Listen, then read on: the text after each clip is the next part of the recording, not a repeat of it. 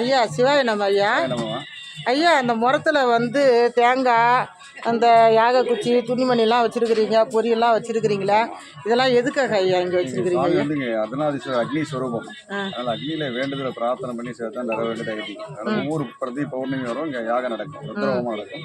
ஹோமத்தோட அக்னியில் பக்தர்கள் தன்னுடைய வேண்டுதலை பிரார்த்தனை பண்ணி குடும்பம், தொழில், கஷ்டம், திருமண தடை, சந்தான விருத்தி, ஆரோக்கியம், இந்த மாதிரி கஷ்டங்கள்லாம் வேண்டி சாமி பிரதட்சணம் பண்ணிட்டு அக்னியில செலுத்துவாங்க. எத்தனை வேண்டுதல் நிறைவேண்டு ஆகிட்டு. அதனால் ஒவ்வொரு பௌர்ணமியும் இங்கே யாகம் ருத்ரஹோமம் இருக்கும்.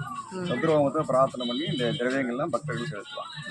சாமி அர்த்தநாதீஸ்வரர் அக்னி ஸ்வரூபம், அக்னியை வேண்டி சேர்த்தா நிறைவேண்டு.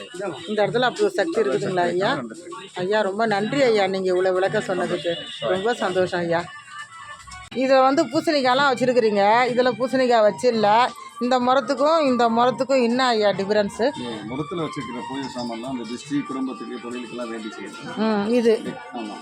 இந்த கூடையில் வச்சுருக்கிற பொருளெல்லாம் பார்த்தீங்கன்னா குழந்தை இல்லாதவங்க, கல்யாணம் ஆகாத வேண்டி பிரார்த்தனை பண்ணி இந்த கோயிலோட விருட்சம் இருக்கு பாருங்க, தலை விருட்சமாக இருக்க வேம்பு மரத்தில் அந்த கையை வேண்டி பிரார்த்தனை பண்ணி இந்த மரத்தில்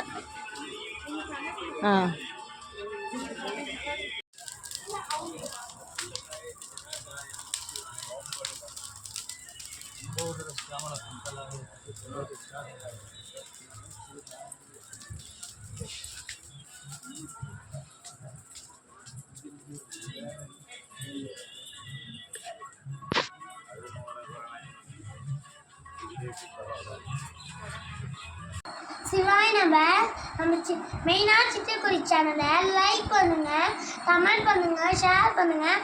தொடர்ந்து ஆர்வம் தந்துட்டே இருங்க. நன்றி.